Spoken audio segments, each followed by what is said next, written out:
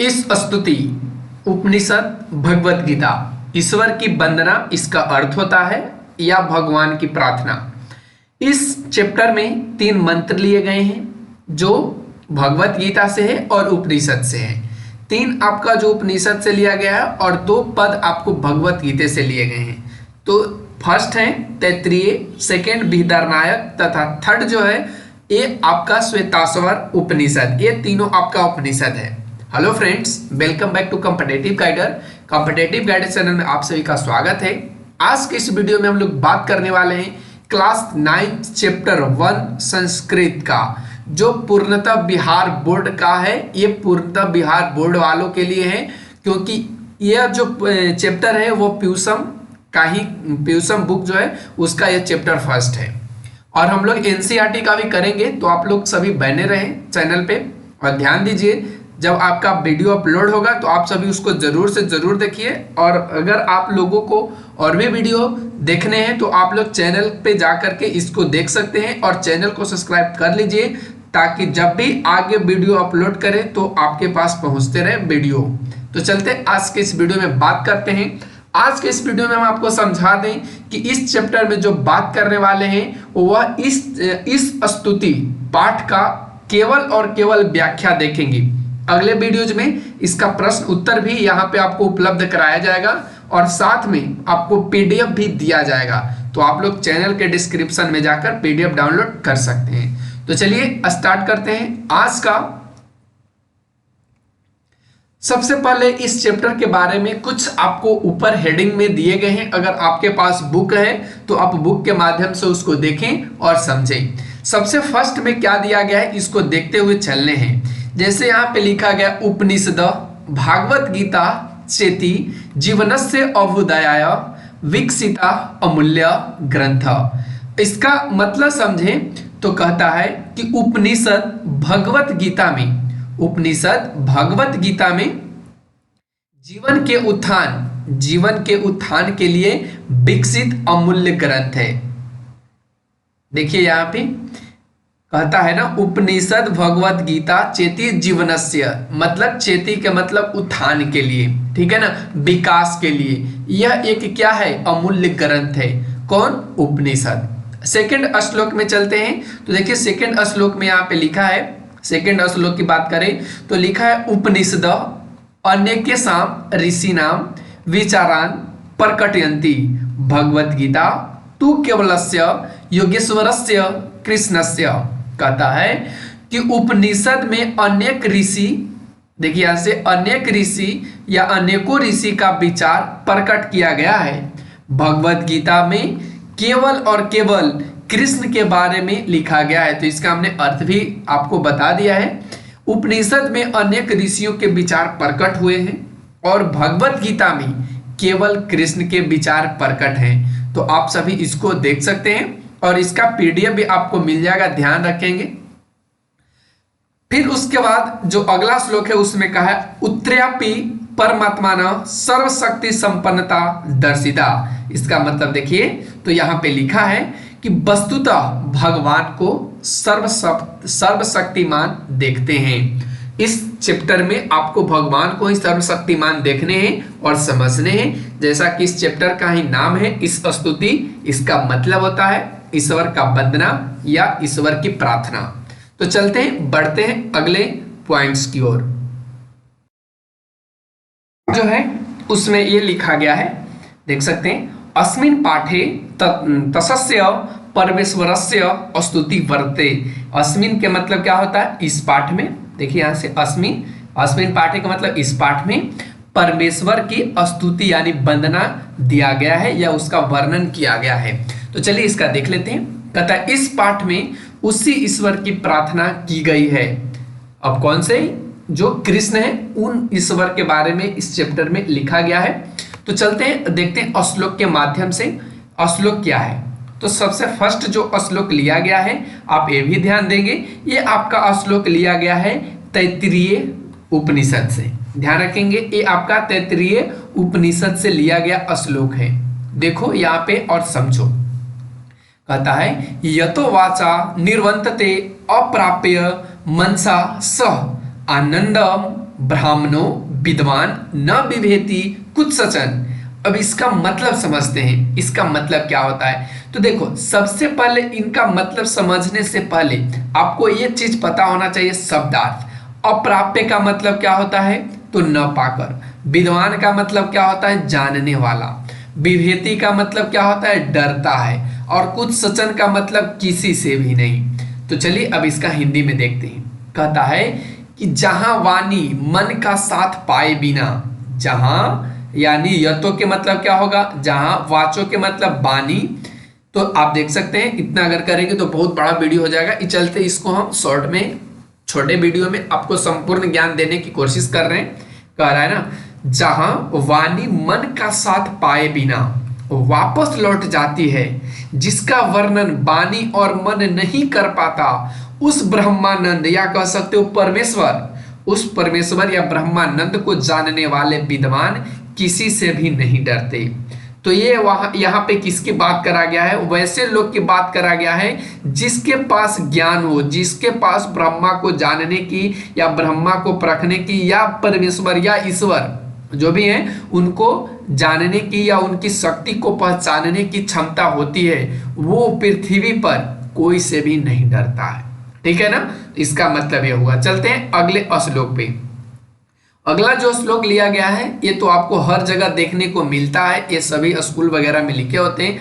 अस्तो माँ सदगम्य, तमसो माँ ज्योतिर्गम्य, मृत्यु और माँ अमृतम गम्य। कहता है इसका मतलब क्या, इसका मतलब है कि हे परमेश्वर या हे ईश्वर, हमें सत्य के मार्ग पर ले चलिए।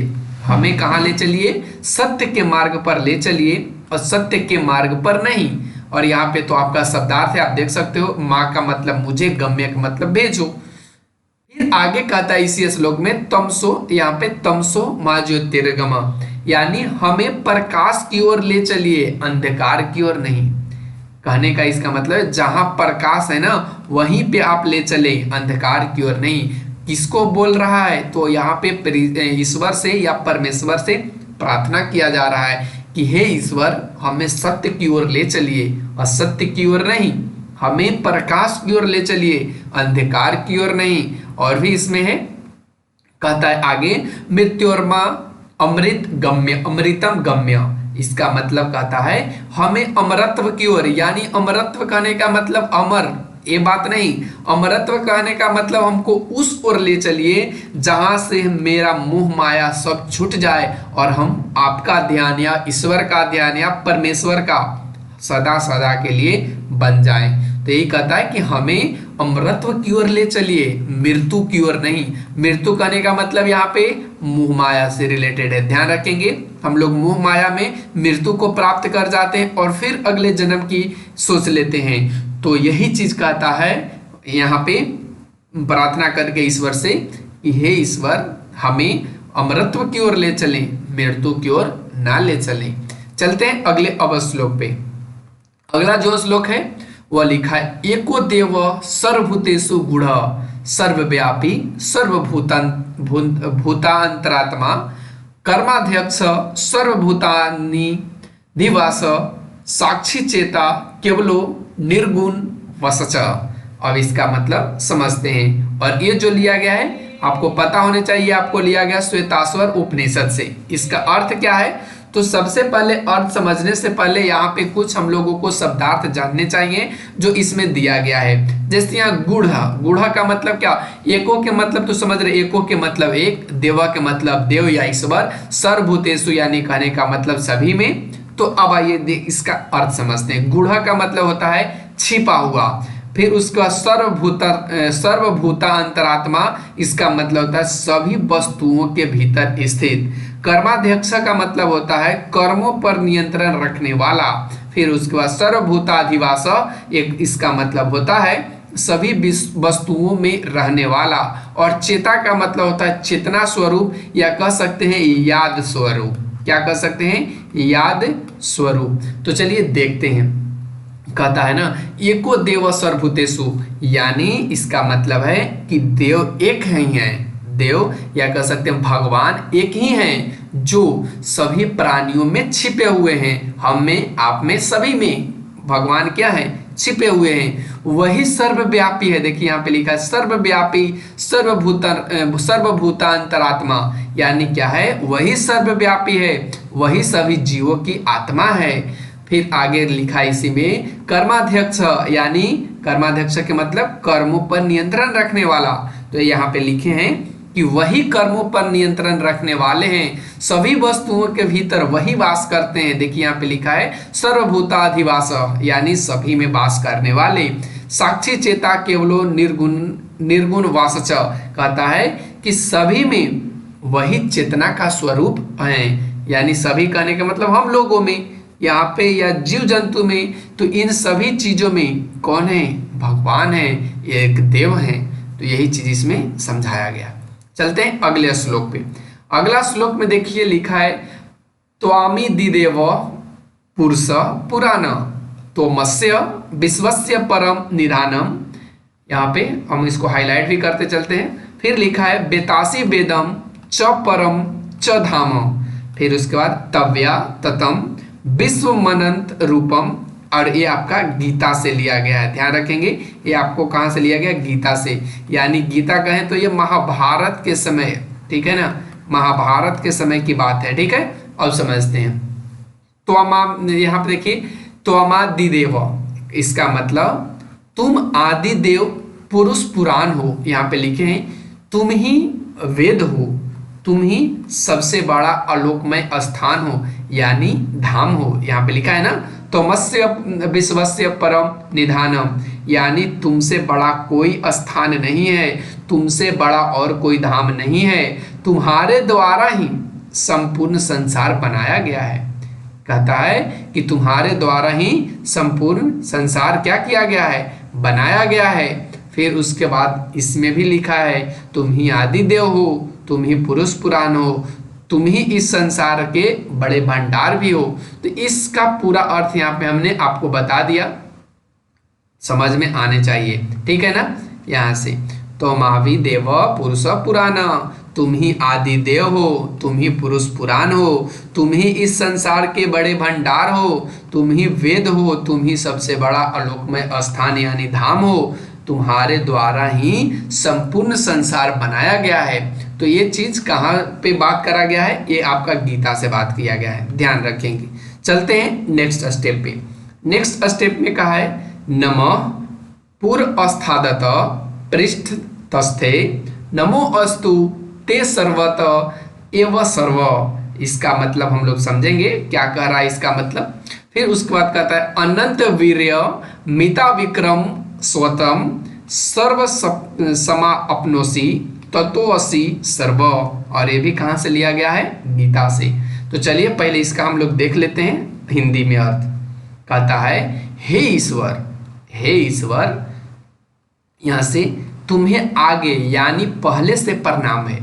आगे का मतलब पहले से, यानी जब हम लोग ईश्वर को नहीं देखे हैं या नहीं जानते तब भी हम लोग प्रणाम करते हैं, और इसके बाद भी यानी पीछे से भी हम लोग प्रणाम करते हैं। यानी जब हम ईश्वर को नहीं देखते हैं तब भी प्रणाम करते हैं, और जब देखते हैं तब भी प्रणाम करते हैं। तुम्हें सभी ओर से प्रणाम है, यानी सभी ओर से तुम्हारा नमस्कार है, सभी ओर से हम तुम्हें नमस्कार करते हैं। तुम ही अत्यंत पराक्रमी हो, तुम सबको अपने आप में विलीन करते हो, सब कुछ तुम्हारे द्वारा ही व्याप्त है। अब यहाँ पे अर्थ भी इसको समझ सकते हैं। नमः, नमः के मतलब नमस्कार या प्रणाम। पूरा, पूरा के मतलब पुरंदर या ईश्वर कह सकते हो। पृष्ठतः, यहाँ पे अस्थादत, अस्थादत कहने का मतलब पहले और बाद में भी। फिर उसके बाद कहता है नमो अस्तु, नमो अस्तु कहने का फिर से नमस्कार है।